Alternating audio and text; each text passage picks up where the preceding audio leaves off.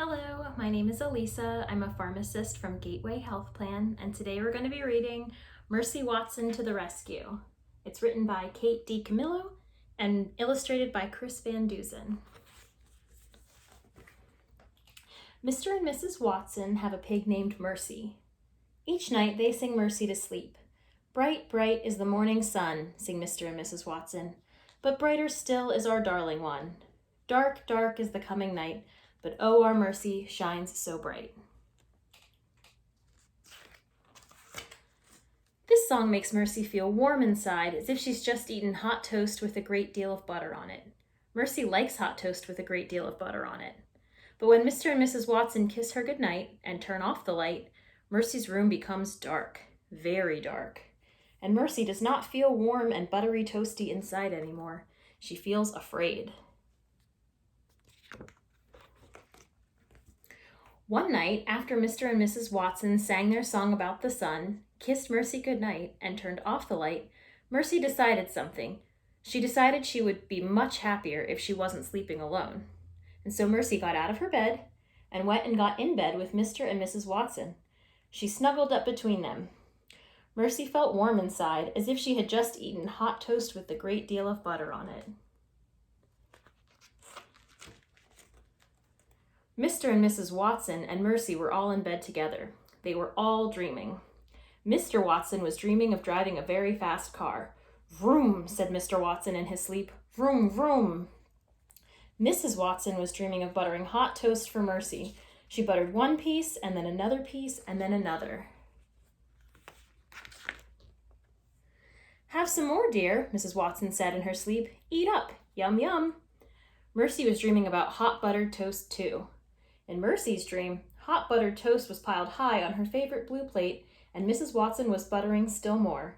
It was an excellent dream. Mr. Watson said, vroom, vroom. Mrs. Watson said, have some more, dear. Mercy snuffled and chewed in her sleep. Mr. Watson and Mrs. Watson and Mercy were all so busy sleeping that they did not hear the bed creak. They were all too busy dreaming that they did not hear the floor moan.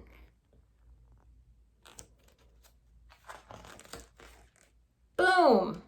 A hole opened up under the Watsons' bed. Crack! The Watsons' bed fell into the hole. Mr. Watson woke up. Mrs. Watson woke up. Mercy woke up too.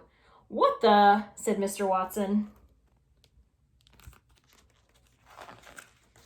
Oink, said Mercy. It's an earthquake, shouted Mrs. Watson. It's the end of the world. Nonsense, said Mr. Watson, but he did not sound very sure. He sounded frightened.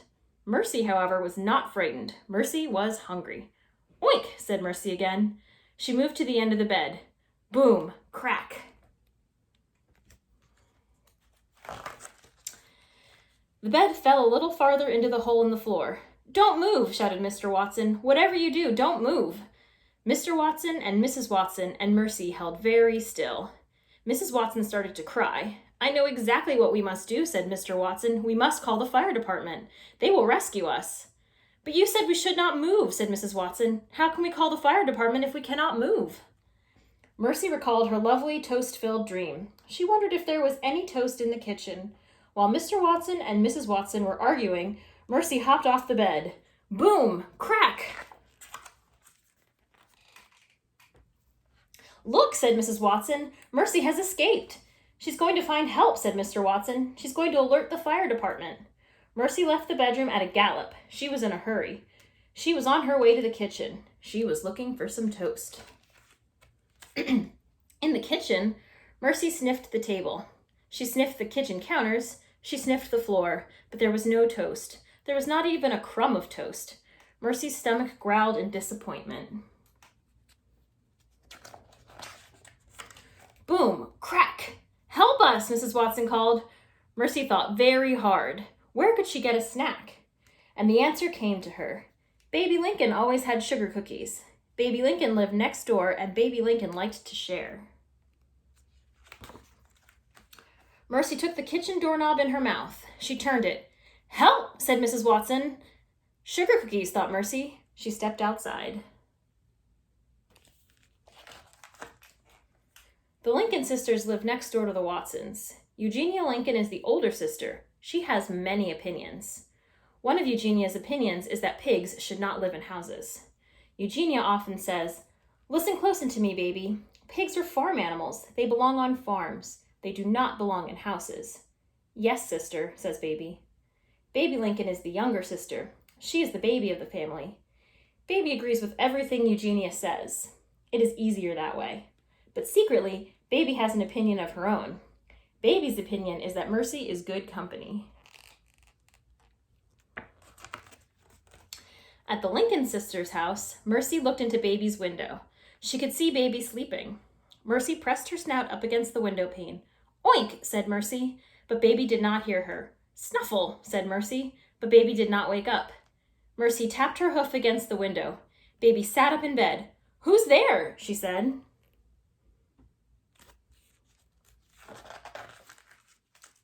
Baby saw Mercy's snout pressed up against the window. "A monster!" shouted Baby. "A monster at my window!" Mercy shook her head. "Sister!" shouted Baby. "Help! Help! A monster!" Eugenia woke up. She did not put in her teeth. She did not put on her glasses. Eugenia went straight to the phone and called the fire department. "There is a crisis of an uncertain nature at 52 Decawoo Drive," she said. "Come immediately." And then Eugenia put on her robe and rushed to Baby's room. In her own opinion, Eugenia Lincoln was very good in a crisis.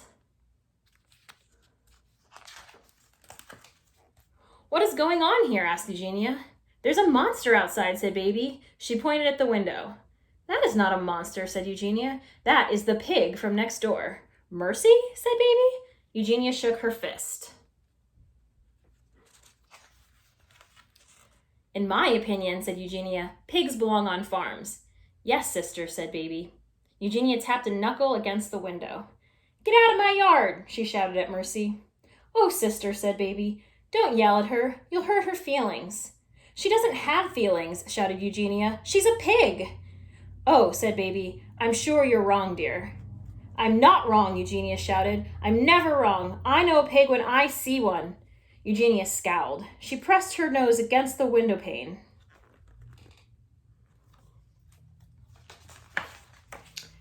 Mercy stared at Eugenia. Eugenia stared at Mercy. "Pig!" shouted Eugenia. She turned and ran out of Baby's room. "Oh dear," said Baby Lincoln. "Oh my." Eugenia ran towards Mercy. Mercy's heart beat faster. There was going to be a chase. Mercy loved to chase. She let Eugenia get very close to her. "Oink!" said Mercy, dashing away. "Get out of my yard!" shouted Eugenia.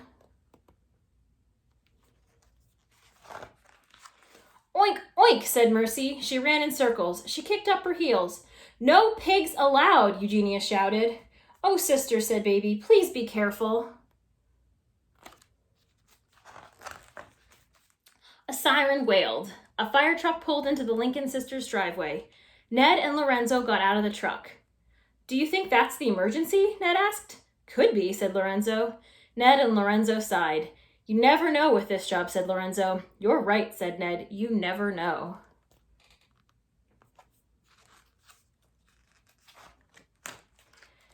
"Ma'am," said Lorenzo to Baby, "did you call the fire department?" "Oh dear," said Baby, "I did not, but Eugenia may have called." "Who's Eugenia?" asked Ned. "My sister," said Baby. "Is that her?" asked Lorenzo. "The one chasing the pig?" "Yes," said Baby, "that's her." Baby and Ned and Lorenzo watched Eugenia chasing Mercy through the yard. Lorenzo cleared his throat. "What was the emergency exactly?" asked Ned.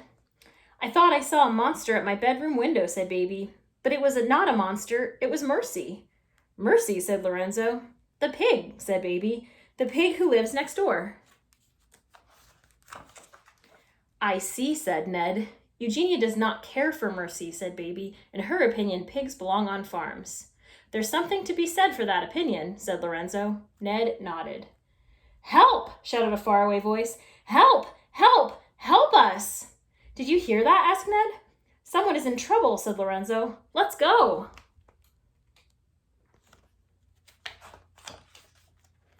Ned and Lorenzo ran toward the call for help. They went into the Watsons' house. "Help!" Ned and Lorenzo looked up. They saw a bed hanging out of the ceiling. They saw Mr. and Mrs. Watson holding on to the bed for dear life. "We are saved!" cried Mrs. Watson. "Of course we're saved," said Mr. Watson. "Mercy has alerted the fire department." "She's amazing," said Mrs. Watson. "She is unbelievable." "She is a porcine wonder," said Mr. Watson. Ned and Lorenzo ran upstairs. They picked up Mr. and Mrs. Watson. The Watsons' bed sighed loudly and crashed all the way through the floor. Boom! Mr. Watson looked through the hole where the bed used to be. "I have always believed very firmly in the fire department," said Mr. Watson. "As have I," said Mrs. Watson. "As have I."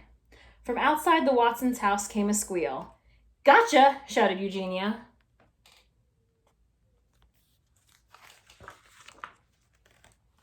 Ned and Lorenzo made Mr. and Mrs. Watson all went outside. Eugenia was sitting on the ground. Her arms were wrapped around Mercy's neck. Her cheek was resting on Mercy's back. Eugenia was breathing very loudly.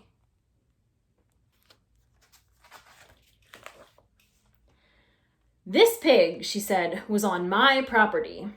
"We'd prefer that you did not call her a pig," said Mrs. Watson. "We would prefer that you call her a porcine wonder," said Mr. Watson. "After all, she did save us. She's a hero." "She's a pig," said Eugenia. She started to cry. "There, there, sister," said Baby. She bent over and patted Eugenia on the back.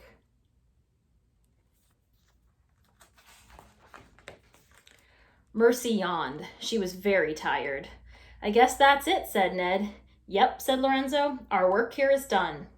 "Wait," said Mrs. Watson. "It's almost time for breakfast." "Oink?" asked Mercy. "That's right, breakfast," said Mrs. Watson. She kissed the top of Mercy's head. She looked up at the firemen. "Do you boys like toast?"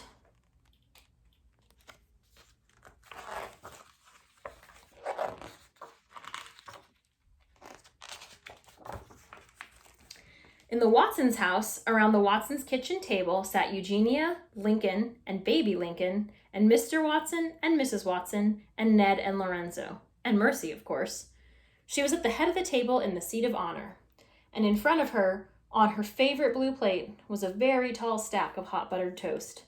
"A toast to Mercy," said Mr. Watson, holding up his glass of orange juice. "A toast to our darling, our dear," said Mrs. Watson. "A toast to Mercy," said Baby.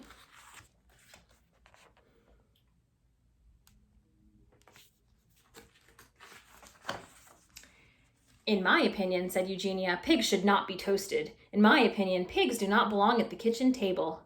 "To our hero," said Mr. Watson. "Where would we be without Mercy?" "Yes," said Mrs. Watson. "Who would have saved us?" "I can't imagine," said Ned.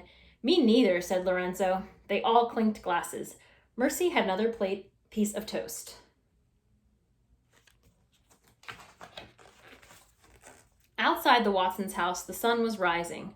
First the sun was red, and then it was orange. It rose higher and higher. Inside the Watsons' house, Mercy was lying on the couch. She was getting ready to take a nap. "Bright, bright is the morning sun," sang Mr. and Mrs. Watson together. "But brighter still is our porcine wonder." Mercy smiled. She closed her eyes. She was asleep before Mr. and Mrs. Watson even finished the song. The end.